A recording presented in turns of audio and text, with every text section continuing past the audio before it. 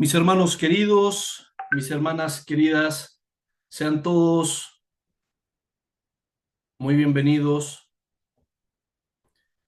a esta clase de apologética. Vamos a enviar nuevamente el link a nuestra hermana María Retamal.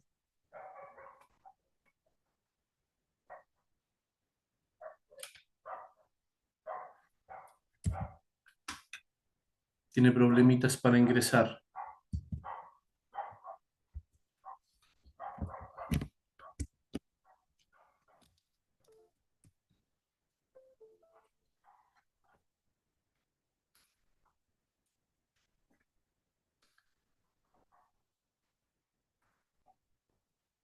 Ojalá pueda entrar nuestra hermana.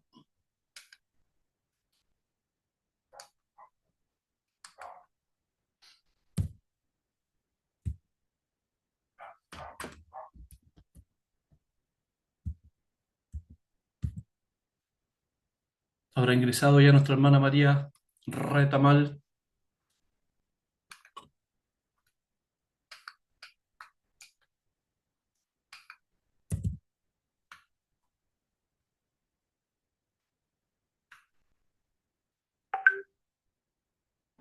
No puede ingresar.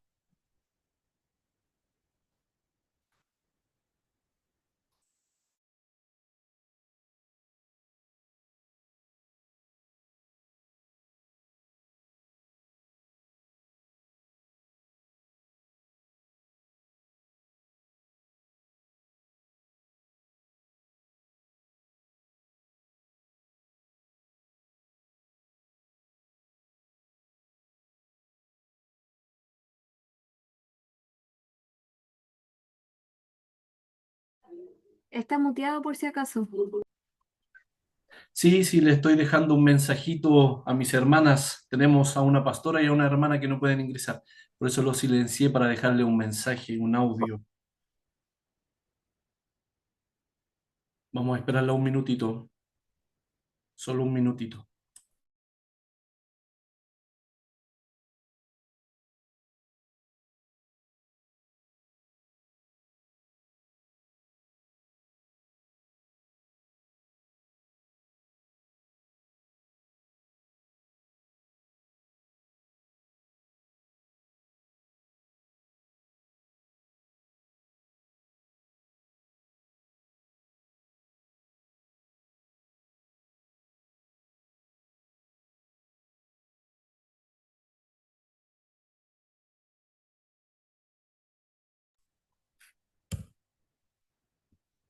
Ya, al parecer nuestras hermanas estarán un poquitito complicadas.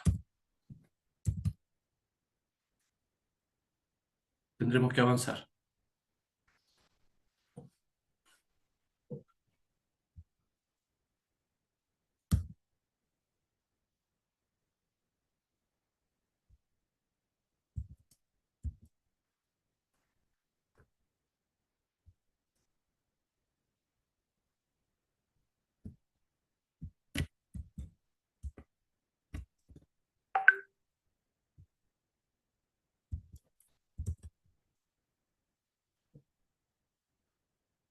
Muy bien, vamos a comenzar.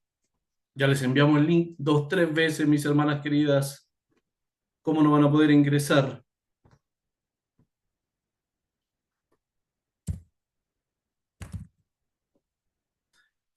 Muy bien, iniciamos esta clase número 1 de apologética. Rogamos al Señor que pueda ayudar a nuestras hermanas a poder ingresar a la clase. Entonces, esta clase número 1 lleva por título, les invito a todos, a todas, a estar atentos, atentas, lleva por título, ¿qué es la apologética? ¿Qué es la apologética? Y el objetivo principal de esta clase es introducirnos en el concepto de la apologética. También vamos a introducirnos en su fundamento bíblico y por último veremos su relevancia en el contexto actual. Quiero ir muy pausado porque he tratado de sintetizar todo un contenido para que en estas 4 clases que vamos a tener, Dios mediante, por supuesto, podamos entregar eh, herramientas y argumentos que sean sólidos, que nos ayuden en nuestra vida cristiana. Así que diremos muchas verdades que son claves. Por supuesto que después en el grupo vamos a enviar este video, esta grabación, y también les voy a compartir la PPT, la diapositiva. Ahí ustedes después la tendrán en su poder. Así que también veremos la relevancia en el contexto actual. ¿Y qué significa esto? Significa que tomaremos una verdad que es bíblica, pero una verdad que fue revelada ya en el pasado, y mostraremos cómo ésta responde hoy a las preguntas, cómo responde a las objeciones y cómo responde a los desafíos que se han levantado en nuestro tiempo, y por supuesto, lo más importante, sin alterar su significado original. Sin alterar su significado original. Una pequeña dinámica para que ustedes ahí concienticen, para que mediten en sus corazones, una pequeña dinámica inicial, pero como les dije, solo para que se ejerciten. Si un amigo, por ejemplo, si un amigo ateo te pregunta, ¿por qué crees en Cristo?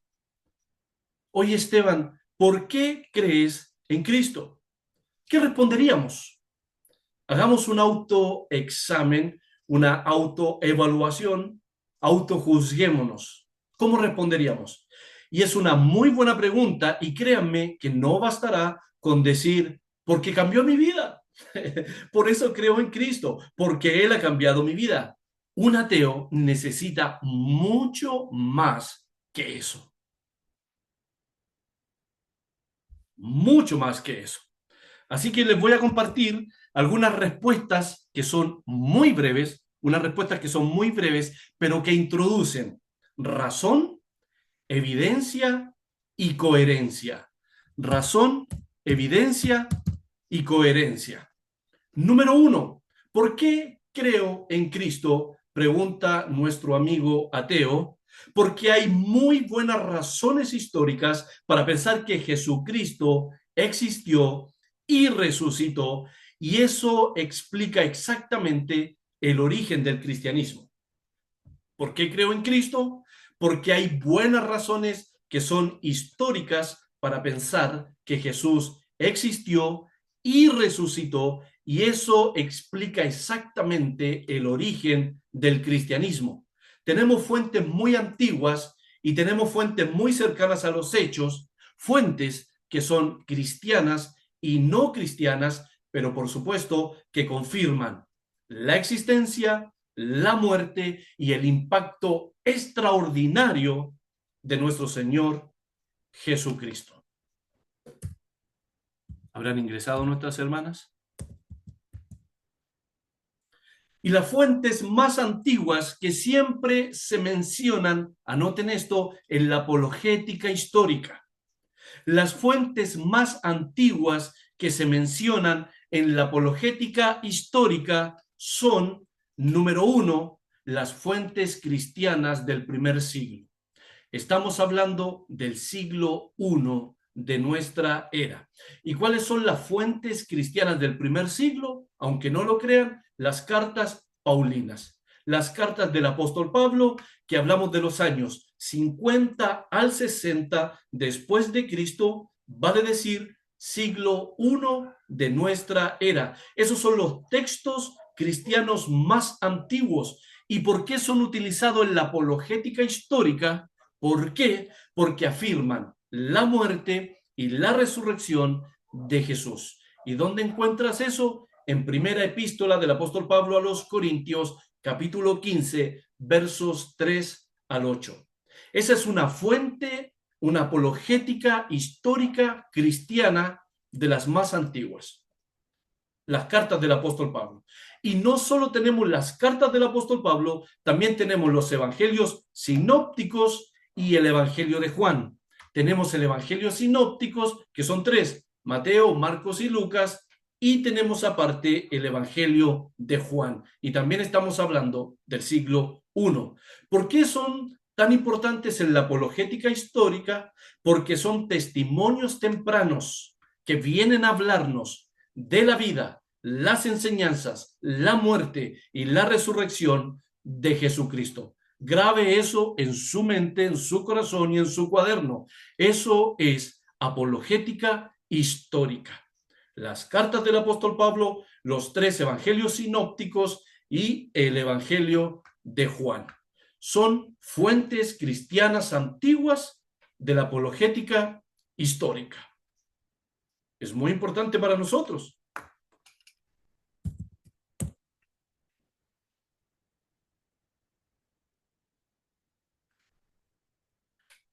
Número 2, también tenemos las fuentes no cristianas. También tenemos las fuentes no cristianas. Y en primer lugar tenemos a Flavio Josefo, historiador judío del siglo I. Yo después le voy a enviar una diapositiva, que es esta que está aquí, pero está un poquitito lenta, está pegada, pero yo después se las voy a compartir y ahí tengo todo bien ordenadito, tengo las imágenes de todos estos personajes, la fuente, los escritos, etcétera, etcétera. Sí, ahora nomás que se pegó, pero bueno, es parte de la naturaleza de cuando uno está haciendo las cosas en vivo y en directo. Entonces tenemos a Flavio Josefo, historiador judío del siglo I. Menciona a Jesús, menciona su crucifixión y menciona a sus seguidores. Esta es una fuente no cristiana. Es una fuente no cristiana. Voy a intentar nuevamente con esta diapositiva. Un segundo.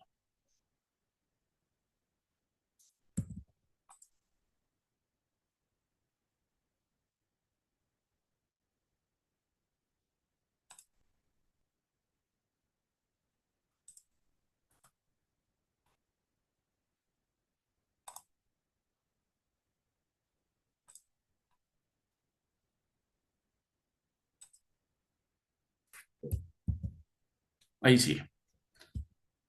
Ahí voy a ir avanzando, ven, ahí después la van a tener en su poder.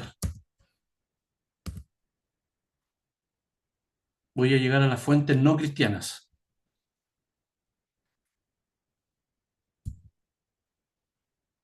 Ahí están las fuentes cristianas, ¿cierto? Los evangelios sinópticos, el evangelio de Juan y las cartas del apóstol Pablo, que hablamos de los años 50 al 60 de nuestra era. Y aquí tenemos las fuentes no cristianas, que es muy importante para nosotros. Esto es para defender lo que creemos, para defender nuestra fe. Entonces tenemos a Flavio Josefo, historiador judío del siglo I. Yo las veo, no sé si ustedes las pueden ver.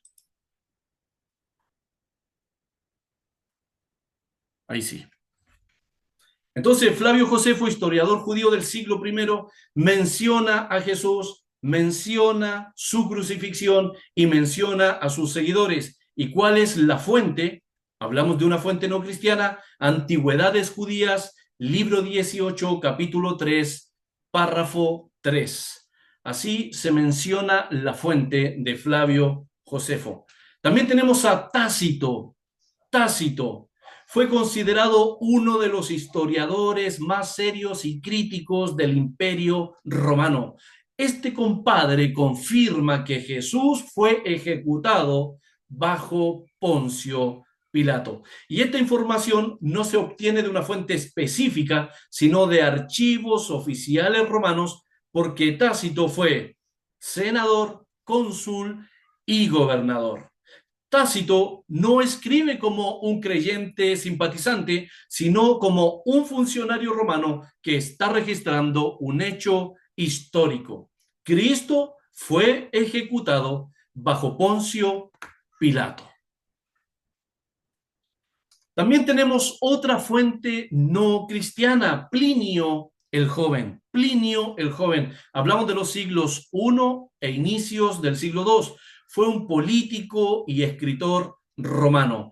Y él describe a los cristianos como adorando a Cristo como un Dios. La fuente de Plinio, ¿cuál es? Interrogatorios oficiales a cristianos bajo procedimiento judicial romano. En la carta 10, párrafo 96, Plinio dice que interrogó a cristianos acusados, examinó a cristianos que habían apostatado, incluso interrogó a dos esclavas diaconisas bajo tortura para verificar toda la información. Y a partir de esos interrogatorios concluye Plinio diciendo que los cristianos se reunían un día fijo, cantaban himnos a Cristo como un Dios y dice que se comprometían a una vida moral. Entonces, esto es una muestra o una evidencia muy temprana dentro del Imperio Romano que Jesús ya era un objeto de adoración y no solamente un maestro de moral o de moralidad, como muchos lo quieren enseñar hoy en día. También tenemos a Luciano de Samotasa. Estamos presentando no solo fuentes cristianas de los primeros siglos, ahora estamos hablando de fuentes no cristianas. Y esto se llama apologética histórica. Apologética histórica. Tenemos a Luciano de Samosata. Fue un escritor, fue un crítico y un burlador greco-sirio del siglo II después de nuestro Señor Jesucristo. Nació en Samosata, en Siria romana, que es la actual Turquía. No fue cristiano, es más, fue abiertamente un crítico del cristianismo, pero él menciona a Jesús en su obra, ahí está en la diapositiva, La muerte de Peregrino. Esa es la obra de Luciano de Samosata, donde menciona a Jesús. Y en su obra, La muerte de Peregrino, él se burla de los cristianos diciendo que adoran a un hombre crucificado, siguen enseñanzas de un hombre crucificado con gran devoción y que están dispuestos a sufrir e incluso morir por las enseñanzas de este hombre crucificado. Eso lo dice Luciano de Samosata, importante fuente de los no cristianos, por supuesto, pero que ya nos vienen dando data de la existencia de nuestro Señor Jesucristo. Y esto tiene un gran valor apologético para nosotros porque, aunque se expresa con ironía y con desprecio, está confirmando hechos reales para nosotros, muy importantes, y son hechos centrales. Jesús fue crucificado, Jesús fue objeto de adoración y Jesús dio origen a una comunidad comprometida y perseverante. Y perseverante. Entonces, Luciano confirma desde la burla que los cristianos adoraban a un hombre crucificado. Y esta es una fuente adversa, opositora, burlona, pero históricamente valiosa para nuestra apologética. Es muy importante.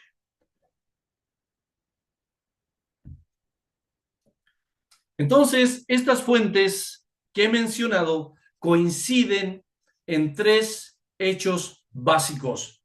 Jesús existió, Jesús fue crucificado y Jesús dio origen a un movimiento que creció de forma extraordinaria, de forma extraordinaria. Y eso es suficiente, mis queridos hermanos, ¿para qué? Para tener una razón histórica sólida. Estamos hablando de fuentes cristianas y no cristianas que son sólidas, pero para defender nuestra fe de manera histórica. De esta manera podríamos responder a nuestro compañero que nos pregunta, ¿por qué crees en Cristo? ¿Qué otra cosa podríamos responder a este compañero ateo? Creo en Cristo porque su mensaje explica de manera precisa y de manera exacta la condición humana. Creo en Cristo porque explica de manera precisa y de manera exacta la condición humana. ¿Por qué hay mal? ¿Por qué hay culpa? ¿Y por qué existe un profundo deseo de redención? Y estas son tres preguntas que vamos a abordar más adelante en otro estudio. ¿Por qué hay mal? ¿Por qué existe culpa? ¿Y por qué existe un profundo deseo de redención? ¿Por qué creemos en Cristo, hermanos queridos? Porque su vida, sus enseñanzas y su muerte son coherentes con la idea de un Dios que se revela y actúa en la historia humana. Por eso creemos en Cristo, porque su vida, sus enseñanzas y su muerte son coherentes con la idea de un Dios que se revela y actúa en la historia humana. Y me gustaría preguntar, solo si alguien se atreve, ¿cómo respondería si su compañero ateo le pregunta, oye, ¿por qué crees en Cristo? ¿Alguno de ustedes se atreve a ofrecer una respuesta? ¿Cómo respondería a este compañero ateo? Solo si alguien se atreve.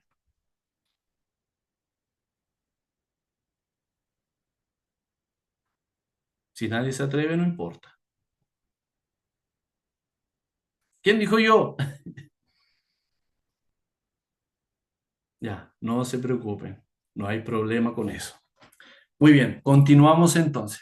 Hermano Esteban, Mi hermana Carmen, eh, yo un día conversé con un ateo. Yo le voy a explicar lo que le dije, no sé, está bien o mal, bueno, se lo dije. Me dijo, ¿cómo tú puedes creer la Biblia si la Biblia, tú no sabes por qué fue escrita? ¿Cómo voy a creer algo que tú no viste? Yo le dije, esa es mi fe,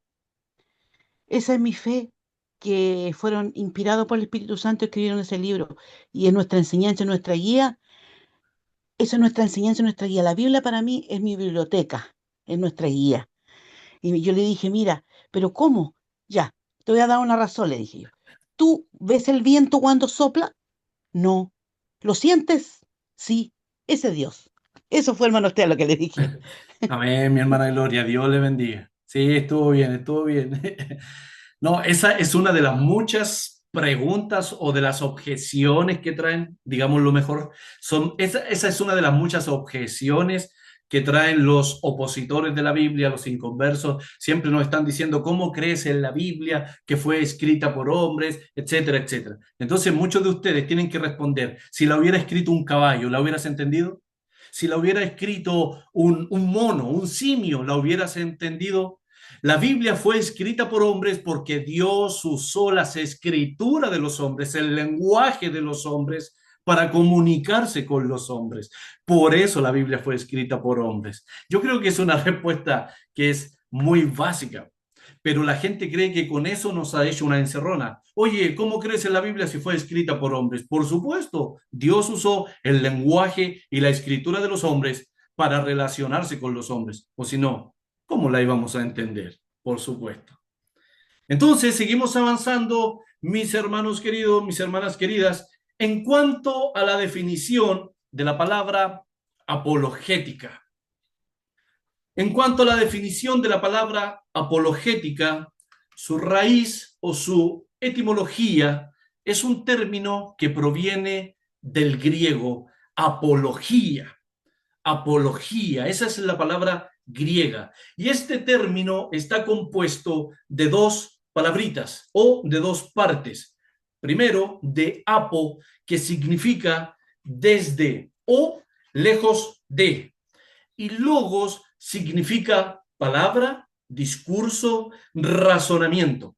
Entonces, apología, parafraseado, significa literalmente un discurso de defensa. Y también tiene como definición una respuesta razonada contra acusaciones. Un discurso de defensa o una respuesta razonada contra acusaciones. Y también Debemos saber que en la cultura greco-romana, cuando decimos greco-romana, estamos hablando de griego y romano en el contexto judicial. Una apología era el discurso que un acusado pronunciaba para defenderse ante un juez o ante un tribunal. Vayamos entendiendo entonces el origen de lo que es una apología.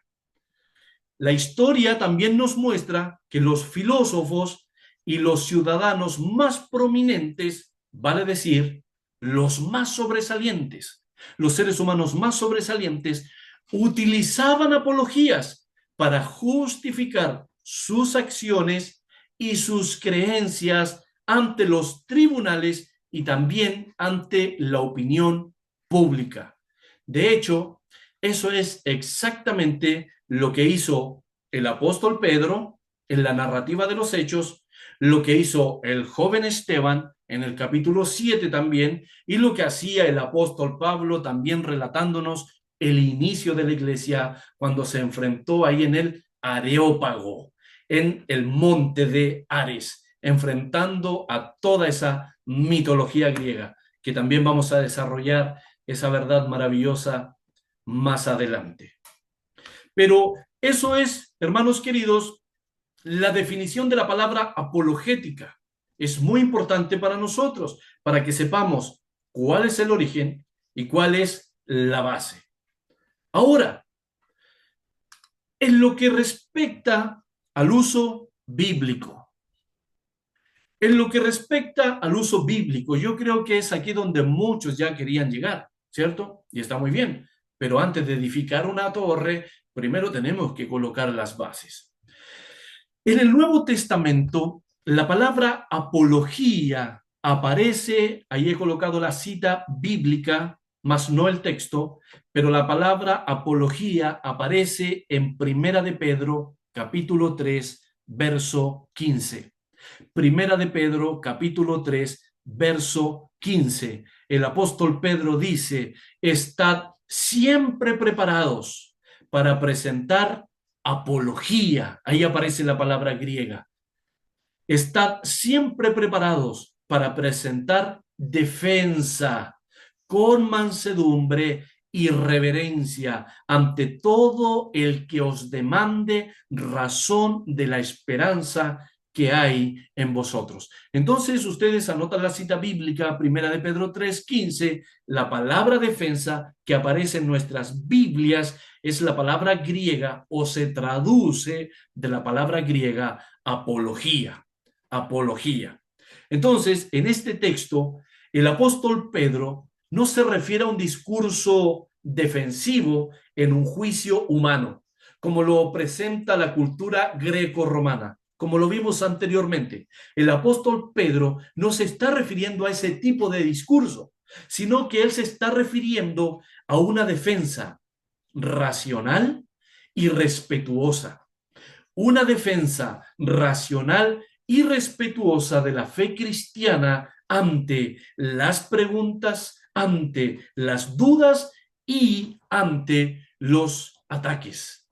Pero dése cuenta cuál es la base bíblica, lo que inspiró el Espíritu Santo para defender nuestra fe. El apóstol Pedro lo ha plasmado con mansedumbre y reverencia.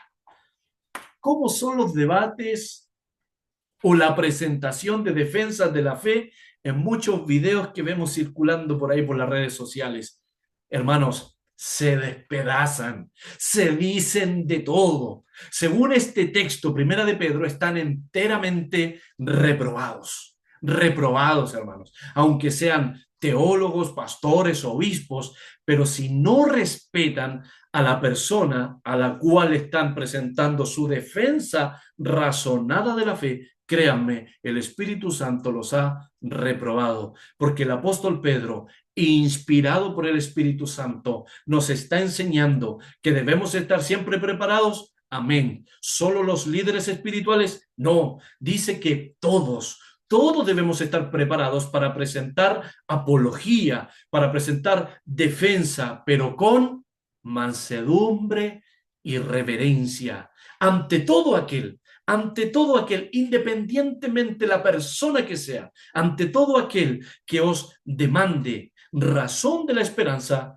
que hay en vosotros. Entonces, en este contexto, el apóstol Pedro dijimos que no se refiere a ese tipo de discurso greco-romano donde se defendían los más ilustres, los filósofos, etcétera, etcétera. Esta es una defensa racional y respetuosa. Es una defensa racional, racional y respetuosa de la fe cristiana ante todas las preguntas, las objeciones, las dudas y los ataques, y etcétera, etcétera, etcétera.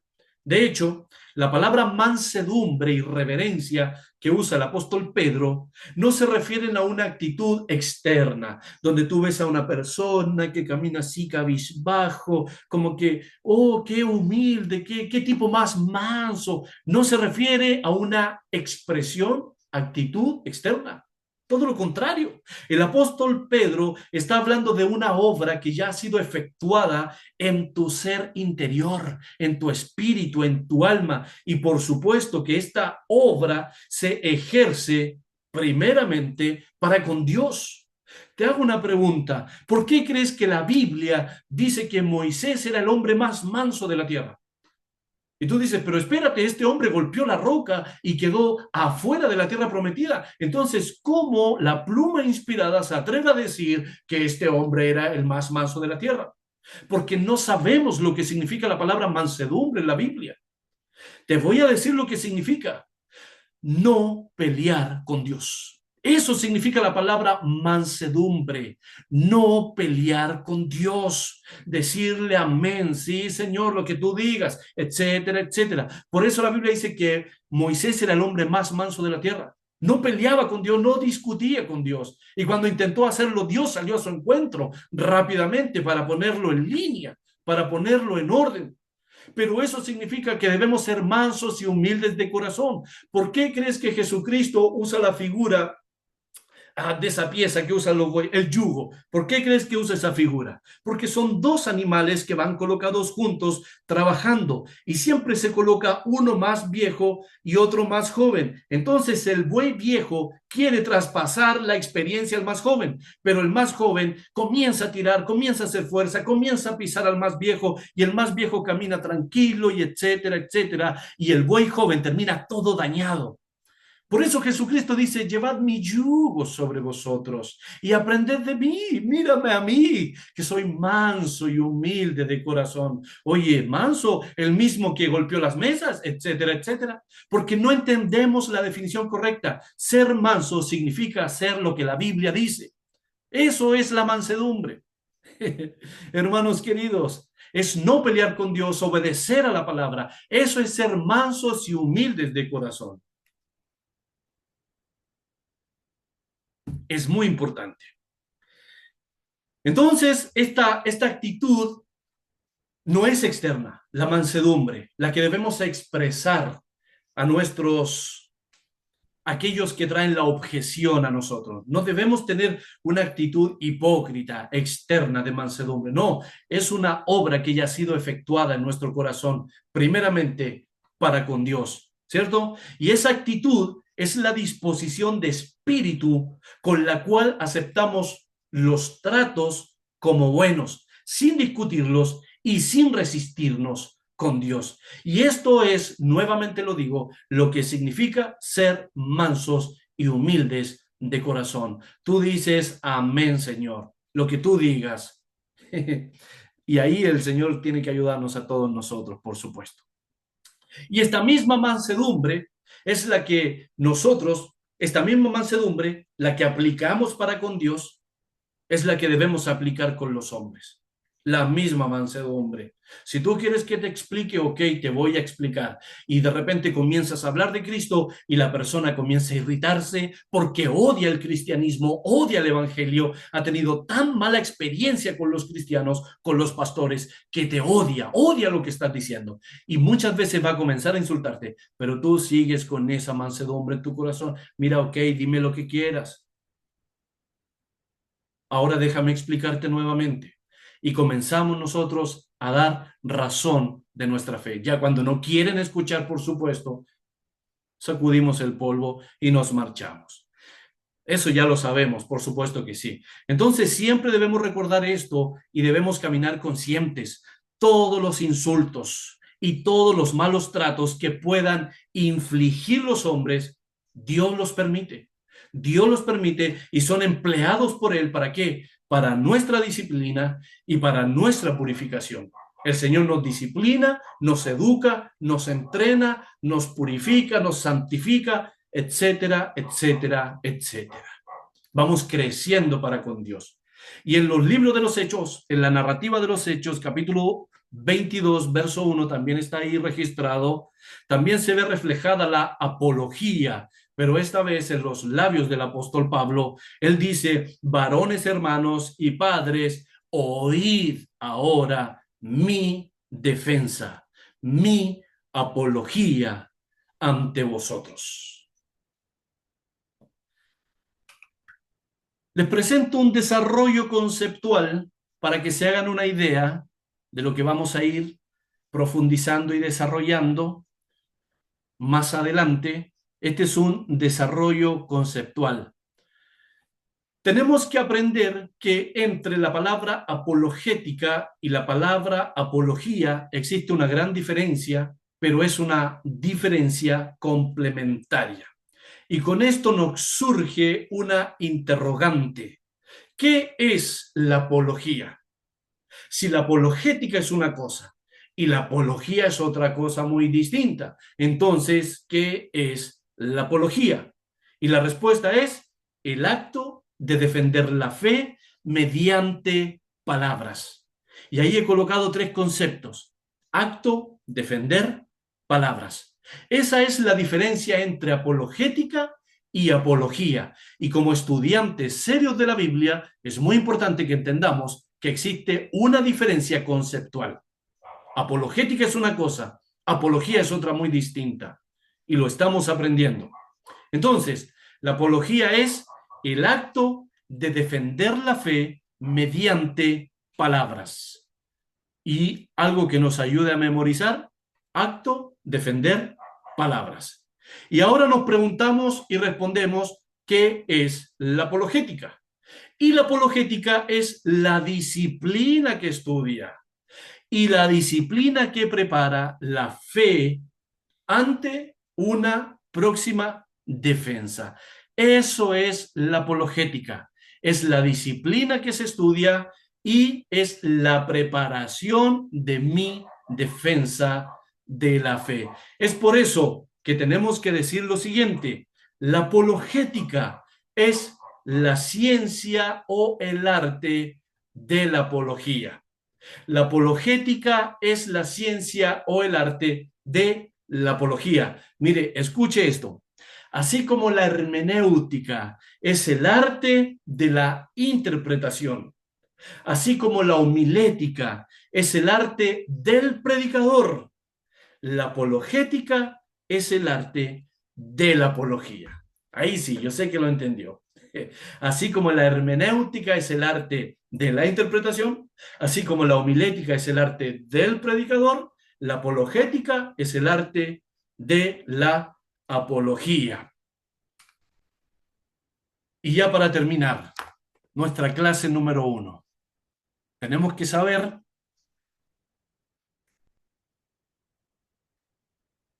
que la apologética también está plasmada en los padres de la iglesia.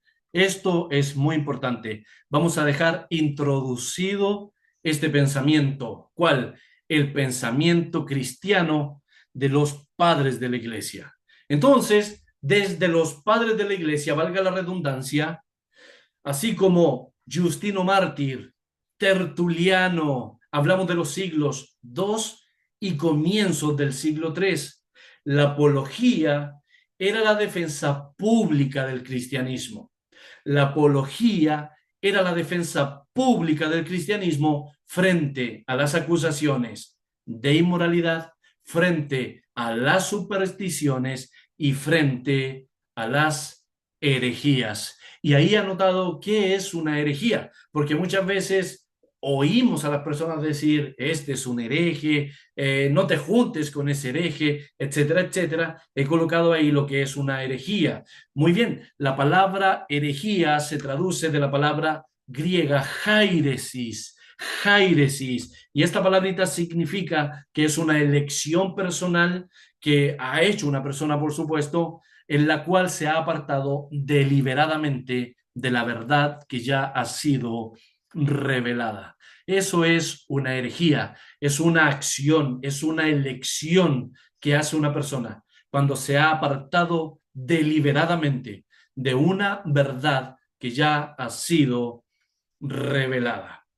Muy bien, mis hermanos queridos, hemos terminado nuestra clase Introducción a la Apologética número 1 y vamos a detener la grabación.